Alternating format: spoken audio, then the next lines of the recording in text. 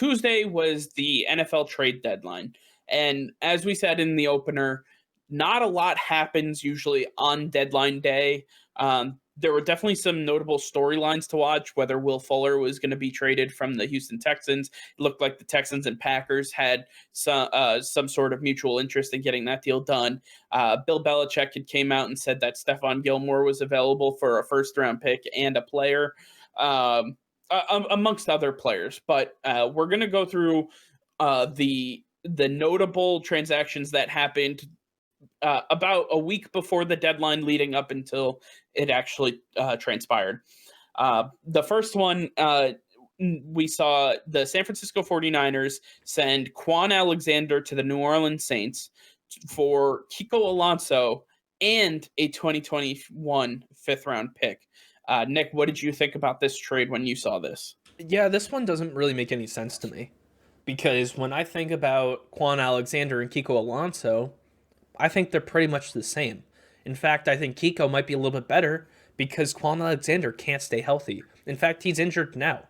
He's not going to be back for the Saints. So I don't think that you're upgrading that too much from one guy to another, and now you're giving up a fifth-round pick, which could turn out to be a great player. So I don't like this for the Saints. I don't think it makes a ton of sense. You're getting rid of a guy that's been in your system for, I believe, 3 years now. So what are you trying to do here? You're obviously trying to contend for a Super Bowl. This is probably Drew Brees' last year. What's the deal here? This doesn't make any sense. Yeah, it's interesting for me. Kiko Alonso, obviously starting with the Buffalo Bills, right? And then the Miami Dolphins. Yep. And then the Saints. And now with the San Francisco 49ers. This man has jumped all over the place. He's almost like the Brandon Cooks on defense. Just can't figure out to fit, what his home is. But I think the Saints, they gave up a lot for Quan Alexander. Quan Alexander was really good in Tampa Bay, showed a lot of promise, showed a lot of skill. Not so much in San Francisco. I think they were looking to get rid of him. They were able to do that, send him to the Saints. The Saints lose Kiko Alonso, who hadn't done much for them necessarily, but they also gave up a fifth-round pick as well. So I would have to, if I had to grade this, I'd give the San Francisco 49ers like a D. I'd give the Saints, like a C+. Yeah, I would probably agree with that. This probably benefits the Niners more because they're getting a guy that's very similar in ability wise. They're getting a guy who can stay healthy a lot more, and they get a fifth round pick out of it. It seems like it's a win for them. It's definitely a loss in my book for the Saints. For sure. Then we also saw the New York Jets. The good old Jets. Gotta love the Jets. Avery Williamson, linebacker, traded to the Steelers along with a 2022 7th-round pick for a 2022 5th-round pick. My thoughts on this are pretty simple. The Jets are in sell mode. They gave away Avery Williamson to a team that just lost Devin Bush, and they got a 5th-round pick for him, gave up a 7th. I don't really know. I know the Jets are in sell mode, but I think they could have gotten a little better of a deal than this. I just don't see. Avery Williamson, for as much crap as you can give the Jets for how poor they've played, I think he's a better player than what he's being given credit for. I don't want to put too much stock into Avery Williamson. I definitely don't think he's the guy that we saw in Tennessee. No, he's not that guy for sure. But it could also be the fact that, the Jets organization sucks the life out of players as we've seen for the last 10, 20 years. This is another one that really I don't understand because we've seen Robert Spillane the last 2 weeks, and Spillane has been great. He has been fantastic for them. He has done a great job stepping in for Devin Bush. So is he not good enough? Because I don't think Avery Williamson is I think much it's more better, of a if at all. rotation piece. It's more of a rotation piece. Get him off the field in passing situations because he's slower. He's not a great coverage linebacker. He's more a thumper in the run game. Avery Williamson can cover a little better. He has So when more you see, sideline to sideline speed. so what you're saying is when Avery Williamson's in the game, run. When Spillane's in the game, pass. Right, but Okay. if it's third down, 3rd and 7, you're not going to run the ball unless you're the Minnesota Vikings or if you have Brian Schottenheimer calling your plays. Other than that, there is no reason that you would run the ball when Avery Williamson is on the field. I don't think that's never how I've ever seen the Steelers run their defense. They've never had a rotation. It's Well, always and been the same guys out there. You've had T.J. Watt, you've had Devin Bush, and you've had Bud Dupree. Those three guys have anchored the linebacking group, and they never get rotated out. So why would you do that now? And I think Spillane, he's only 2 games in. You got to give the guy a shot. He showed in his first 2 games that there's something there. There's no better team at drafting linebacker than the Steelers. Well, and I think that's something that is working against you. You're talking about a team that knows what they're doing at the linebacker position, just traditionally speaking, from the Well, they like 70s until speed. now. They like speed, and Spillane doesn't offer that. Avery Williamson does. But Right. I think you need a guy like Spillane to offset a guy like Bud Dupree and T.J. Watt, two pass rushers. No, I understand that, but Spillane again is going to be used on running downs. He can still cover, not to he can cover to an extent, yeah, as we saw in his interception this past week. But the fact remains is that Avery Williamson is a better coverage linebacker. Spillane is a better run defending linebacker, and they gave themselves depth in case Spillane goes down, in case somebody goes down. They have that depth, and Avery Williamson's contract is up at the end of this year. So they really gave up a whole hell of a lot of nothing to get a depth piece. Because if they have Devin Bush, this deal doesn't get done. It's that simple. They're not even looking for this deal. But they just wanted to make sure that they had a piece in place just in case something crazy happens. Maybe give some rotation, have somebody that can come in on passing downs. That it's that simple. They're just trying to bolster their defense in a way that they knew how. Correct me if I'm wrong, but isn't Devin Bush going to come back at some point this season? He's not done for the No, year. no, he's done for the season. Okay. I thought that he was coming back this season. I didn't think he suffered a career or a season-ending injury. Not career. Yeah, no. Devin Bush is done for the season. Yeah. Okay. He did. He tore his ACL. Okay. I just confirmed that, but that's what I thought. Okay. So I mean, hey, the Steelers are looking good this season. I thought they would try to bolster their secondary, try to get a defensive back in there, a corner. That's really what they need. I mean, Joe Hayden's okay, and it kind of drops off from there, but Stephon Gilmore. they don't. And I'm not really sure what their salary cap looks like, but I mean, they obviously they couldn't afford Stephon Gilmore. I know that he's too expensive for most teams. They're a little tight. They've spent a ton of money on the defense, but they've also spent a ton of money on that offensive line. I mean, to keep the offensive line that they have intact, they had to spend money. You're talking about Marquise Pouncey, you're talking about Alejandro Villanueva, David DeCastro, Marcus Gilbert. Those boys don't come cheap. And to consistently have a top 5, top 3 offensive line protecting Big Ben, creating holes in that running game for James Conner. Especially in a division where you have a defensive line in Baltimore and Cleveland that can get after the passer pretty quickly. Now, I know some of you Ravens fans are going to get after Nick because he doesn't know what he's talking about the Ravens pass rush with 4 only. But the fact remains that whether Baltimore can get there with 4 or 5 or 6 doesn't matter. They still put pressure on opposing quarterbacks, and they have that ability to do that. And with that, the Steelers had to spend some money. Yeah, they had to spend some money, and that clearly shows with their weak secondary. And they've held up so far. They're obviously 7-0. They can't be too bad. Well, right, and you're talking about, they did make a trade last year for Minka Fitzpatrick.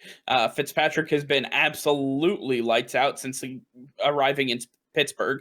Basically revitalized his career because he was looking like a bust in Miami. Mostly just a scheme fit issue, not necessarily he didn't want to be there, just didn't fit, and that's fine. But he looks like an all pro safety that they got for cheap in Miami. Oh, for sure. And I mean, he's not the only one. In the last year, we can say Minka Fitzpatrick, DeForest Buckner, and Stephon Diggs, all guys that came at a first round draft pick price. But look how they've been doing. They've been balling out for their teams and really contributed a lot. But Absolutely. Avery Williamson, he might fit in here for the Steelers. I think Splain's got something. I think that he is going to be a star in this league. He'll definitely be around for a while. I'll be curious to see how the Steelers rotate them out and how they utilize them moving forward. Yeah, for sure. It'll be interesting to watch. But the Steelers, they're in a great spot, and they're not looking back; they're looking forward. So, and they have every right to do so. All right. Let's move on to the next one. Everson Griffin, defensive end from the Cowboys, traded to the Detroit Lions for a conditional 2021 sixth-round pick. Your thoughts on this deal? I mean, when you look at before this game, coming into this week, the Lions were second in their division, and I believe they still are. Oh no, they're third in the division. Third. And you're acquiring pieces. I don't understand this. Do you really think that just because there's one additional, possibly two additional playoff spots, that you can make a push for the playoffs and be successful? Because I don't think a lot of, you have issues on defense, but you have issues on offense too. And I don't think your defensive line is one of them. You have Trey Flowers and Danny Shelton. These guys are fine. I think, and Julian Aquara. I don't think that you need to get a guy like Everson Griffin. How about bolster that offensive line so Matt Stafford's not rushed? Get him another offensive weapon since Galladay's a little bit banged up, and you've got some old timers like Marvin Jones. There's other How places. about a linebacker like Avery Williamson, or some of these guys that they struggle at the second level of their defense. Exactly. In the second. Yeah, I mean you've had Desmond Trufant not really do anything, and I called that one. I'm blanking on the first round pick's name, but No, that's the Falcons. That's the Falcons. Jeff Okudah. Jeff Okudah. So yeah, Jeff Okudah's been an absolute bust this season, which is very surprising. So I'm surprised they didn't try to make a trade for a guy like Stephon Diggs or any corner that's on the block. That was one of the biggest needs for him. And Everson Griffin on this team, I don't think he's going to improve them much, if at all. Well, they can easily get to the second position in their division. I don't see the Bears as a consistent threat, defensively speaking. Sure. That defense can get them there. I'm not sleeping on the defense. I don't think their defense can. That's what I'm saying. I think the defense is great. They're a top 5 defense, but they're on the field so much that they can't catch their own breath. You have a constant struggle between Mitchell Trubisky and Nick Foles. I mean, what did we say all throughout the preseason, the offseason? If you have 2 quarterbacks, you have no quarterbacks. That's where the Chicago Bears are at right now. Even with Allen Robinson, even with Anthony Miller, outside of Javon Wims going off his rocker and punching somebody in the head twice. Well, don't forget about Darnell Mooney. I mean, they have receivers. They have players. They also have no running back, and they have a weak offensive line. They need. They're not too far away. This. They're not far away, but it's not this year. Them and the Chargers, the Bears and the Chargers, are the 2 teams that are the biggest disappointments because they have all the pieces there. I mean, even the Bears have the head coach there. They're just a quarterback away. The Chargers are a head coach away and experience away with Justin Herbert. These teams need to focus more on their weaknesses and stop trying to bolster your strengths. This isn't a company where you're going to try to work towards somebody's strengths. No, this is a team where you need your weaknesses to be your strengths. You need everything to be at the same level. Otherwise, it's going to get exploited and you're going to lose. Well, that's the problem, is that, unlike a company, your weakness is what is going to be your Achilles heel, because you go literally head to head with another organization who is going to attack your weaknesses. That is what the entire game plan is. Exactly. Um, Yeah. so when you're bolstering your strength, you're doing a disservice to your team. But I don't want to get too far away. We saw Everson Griffin to the Lions. The Cowboys, they're in sell mode.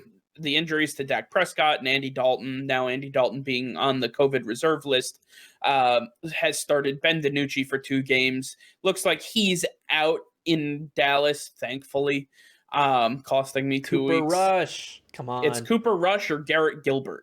I mean, I don't know if they Come instill on. much more Cooper confidence Rush. in you. That's a name, man. That's a name. That's a player's name. Like, who doesn't want to see Cooper Rush? Like, that's exciting. That's a name. You don't want to see Cooper Rush? No shot. I don't care. He sounds like an exciting player. That's why I traded Amari Cooper in fantasy. Who would you rather Leave see? My team. Cooper Rush or Ben DiNucci? Cooper Rush.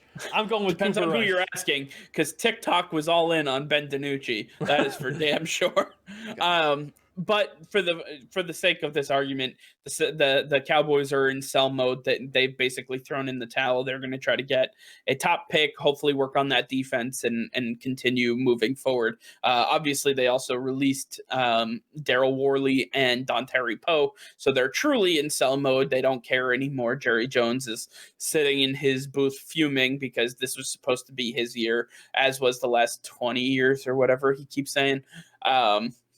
Another year for the Cowboys fans to say it's their year. All right. 2 more picks and then, we're out of here. Defensive end Carlos Dunlap finally leaving the Cincinnati Bengals for the first time in his career. Traded to the Seattle Seahawks for offensive tackle BJ Finney, a 2021 7th round pick. What did you think of this trade? I love this trade. I think it's a win-win on both sides. I think that very nice. Yeah, Carlos Dunlap is he's a great player. A lot of his talents have been wasted over the years in Cincinnati, and now he gets to go to a Super Bowl contender in the Seattle Seahawks. Who desperately needed pass rush help. Who desperately need pass rush help for sure. And then BJ Finney and a 7th round pick to the Cincinnati Bengals, who just signed Quentin Spain as well. Well, it turns out that they needed BJ Finney this past week. And guess what? BJ Finney helped them to a win against the Tennessee Titans. So that's a win. If you can get a solid guard in BJ Finney, that's solid. You had Jonah Jackson there at left tackle. He's fine. But you need help everywhere else. You get Quentin Spain. He's good. Put him at one of the guard positions. Now you have BJ Finney, another guard position. Now you have 3 out of the 5 offensive line positions figured out. Now Joe Burrow can cook. He can become Russell Wilson. Let Joe cook. I think that's what we need to start saying. Let Joe cook. Let him cook behind. I don't know if BJ Finney and Quentin Spain. By Joe Burrow is cooking. Let's be very clear here. But the fact remains, this was a huge W. Carlos Dunlap, he's been a really good talent his entire career. He's been one of the better defensive ends. A lot of people forget about him because he resided in Cincinnati, Ohio for the majority of all of his career leading up to this point. So I was happy to see him get moved. The Seahawks get the help they need. The Bengals get the help they need, and all is well with the world.